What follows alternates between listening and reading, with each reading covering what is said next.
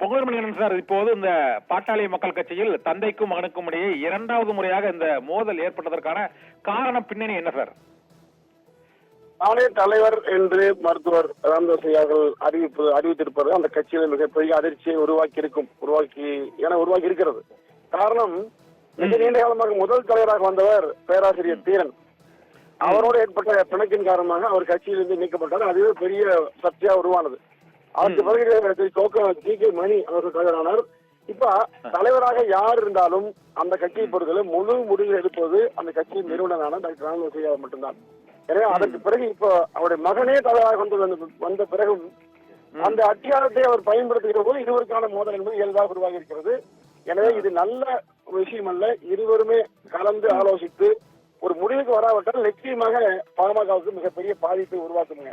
இப்போ கடந்த காலங்கள்ல கருத்து வேடல் என்பது ஏதோ ஒவ்வொரு மாதத்திலேயோ ஒவ்வொரு ஆண்டிலும் இல்லை, மிக நீண்ட காலமா இருக்கு. ஒரே காரணம், மத்தியில் இருக்கக்கூடிய தேசிய கட்சியோடு கூட்டணி வைத்துக் கொண்டு மத்தியில அமைச்சர் இடம்பெற வேண்டும் என்பது மட்டுமே நோக்கமாக கொண்டிருந்தார் அன்புமணி ராமதாஸ். ஆனால் தமிழ்நாட்டு அரசியலில் தன்னை முழுமையாக அர்ப்பணித்துக் கொண்டவர் டாக்டர் ராமதாஸ் அவர்கள். எனவே இதன் மூலமாக இருவருக்குமான அந்த கருத்து வேறுபாடு இயல்பாக இருந்தது. அது உச்சகட்டத்தில் அடைந்து பொதுக்குழு வெளிப்பட்டது. இன்றைக்கு தானே தலைவர் என்று டாக்டர் ராமதாஸ் அறிவித்ததன் மூலமாக அது வெளிப்பட்டிருக்கிறது. நிச்சயமாக இது நல்லதல்ல. இன்னொன்னு, இந்த இளைஞரணி தலைவர் பதவி என்பது ஏற்கனவே இளைஞரணி தலைவராக அன்புமணி ராமதாஸ் இருந்தார். அவருக்கு அந்த ப்ரமோஷன் கொடுத்தது தான் இந்த பாமக தலைவராக அவரை நியமித்தார்கள்.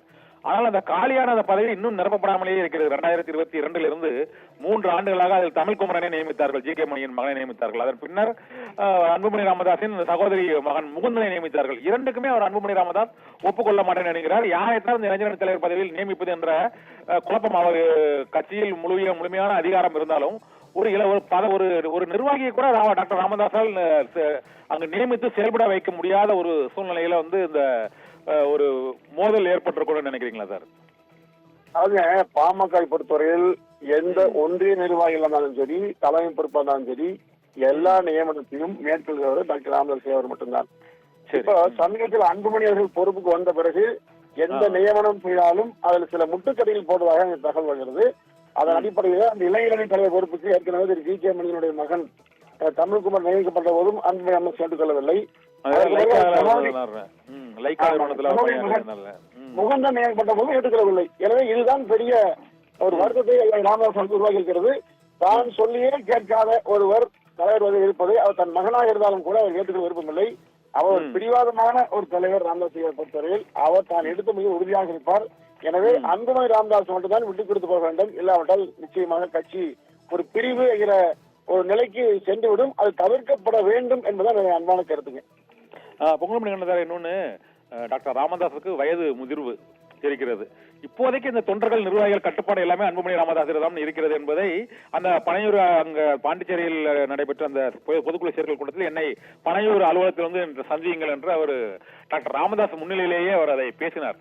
இதனால் இந்த நிர்வாகிகள் மற்றும் கட்சியில் உள்ள முக்கிய பதவியில் உள்ளவர்கள் உள்ளிட்ட அனைவருமே இப்போதைக்கு டாக்டர் ராமதாஸ் கண்ட்ரோல்ல இருக்கான்னு நீங்க நினைக்கிறீங்களா சார்? இல்ல, நீங்க சொல்றது சரியான கேள்விங்க. முதுமையின் காரணமாக இளைஞரான அன்புமணியை நாடி செல்வது இயல்பானது. அவருக்கு பிறகு இவர் தான் முழுமையாக வரப்போகிறேன், இவரை பகிர்ந்து கொள்ளக்கூடாது என்கிற எண்ணம் எல்லோருக்கும் வருவது இயல்புதான். ஆனா இந்த கட்சியை உருவாக்கியவர், இந்த கட்சியை பல வகையில உயர்த்தியவர் டாக்டர் ராமதாஸ் அவர்களை என்பதை இன்னும் அந்த கட்சியில பல பேர் மறக்காம இருக்காங்க. அதனால டாக்டர் ராமதாஸ் அவர்களை எதிர்த்து யாரும் செல்வதற்கான வாய்ப்பு மிகவும் குறைவு. சமாதானப்படுத்தி இருவரையும் ஒன்றாக சேர்த்து வைத்து அடுத்த நிலைக்கு செல்வதற்கான வாய்ப்பு அதிகமொழிய நிச்சயமாக இது பிரச்சனையாக்க வேண்டும் என்கிற உறுதியா முடிவு வராது. ஏன்னா இளைஞராக இருந்தாலும் அனைத்து நிர்வாகிகள் ஆதரவோடு அன்பு இருந்தாலும் கூட டாக்டர் ராமதாஸ் ஐயா அவரை யாரும் விட்டுத்தர வாய்ப்பு மிக மிக குறைவு. எனவே நிச்சயமாக இது பிரச்சனை முடிவுக்கு வரும் என்று நான் தெளிவாக நம்புறேங்க.